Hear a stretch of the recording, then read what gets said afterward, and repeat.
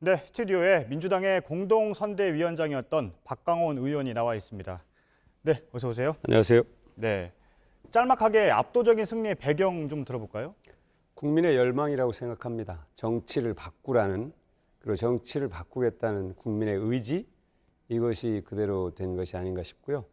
덧붙인다면은 더불어민주당과 문재인 정부에게는 강한 신뢰를 주면서 무거운 책임을 지어줬고요. 또 일부 분석하시는 분들은 보수 야당, 그러니까 수구 야당의 해체를 명령한 것이다, 이런 얘기도 있고, 또 주류 교체다 사실상 뭐 이런 얘기도 있는데, 그런 분석들은 정치학자들이나 역사학자들이 더 구체화시킬 것으로 봅니다. 어쨌든 국민의 강한 열망과 의지다, 이렇게 봅니다. 네, 특히 수도권의 승부가 이렇게 큰 결과를 내놨는데요. 예. 수도권에서 어떻게 이렇게 선전을 했다고 보십니까? 저는 어떻게 했느냐보다도 우선 그 의미가 중요하다고 보는데요. 수도권에 우리 인구의 절반이 함께 모여 살고 또 국가적 역량이 집결되어 있는 곳이거든요. 그러니까 수도권에서 이렇게 압도적인 승리를 했다는 것은 굉장히 큰 의미가 있는 것입니다. 근데 그러면은 그 배경도 뒤집어서 생각해 볼 수 있을 겁니다. 그러니까 굉장히 나라의 장래를 걱정하는 분들이 이 투표에 많이 참여하셨고 이런 결정을 주도한 것이 아닌가. 조금 더 말씀드리면 청장년층의 비중이 수도권 인구에서 차지하는 비중이 높고요.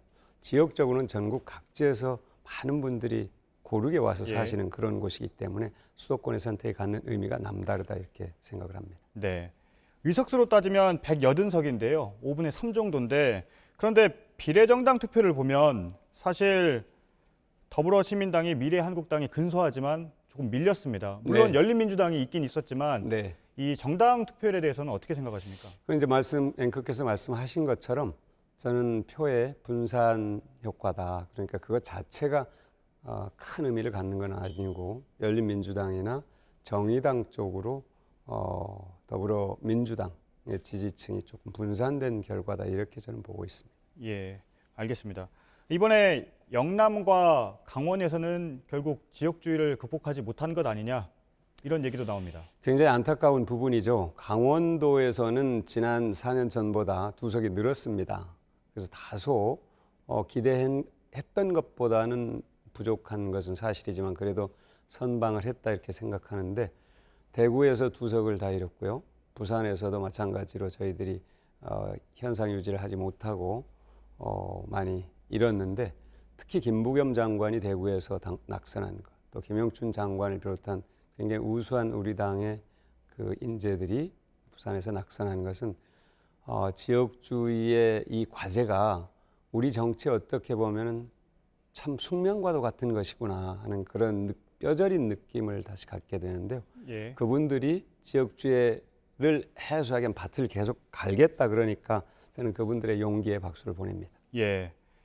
더불어시민당은 어떻게 되는 겁니까? 나중에 열린민주당과 어떤 과정을 거치게 되는 겁니까? 더불어시민당은 이제 아마 특별한 이유가 없는 한 예.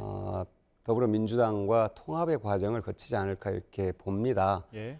다만 미래한국당이 별도의 교섭단체를 구성할지 그런 움직임이 있는지는 좀 살펴봐야겠습니다만 그렇게 하지는 않을 것으로 보고요. 열린민주당은 오늘 그 손혜원 최고위원께서 민주당에게 달려있다, 이런 말씀을 하셨더라고요. 근데 그거는 앞으로 좀 더 시간을 두고 봐야 될 문제가 아닐까, 이렇게 생각을 합니다. 네. 앞으로 추진하는 여당의 정책에도 속도가 붙을 텐데, 지금 재난지원금을 먼저 보면요. 네. 여당은 전 국민한테 지급을 해야 된다는 주장을 하고 있는데 정부 부처는 조금 신중한 입장이거든요. 여기에 대해서는 뭐가 달라진 점들이 있을까요? 정부와 긴밀하게 협의를 하고 있고요. 더불어민주당과 정부가 전혀 다른 몸은 아닙니다.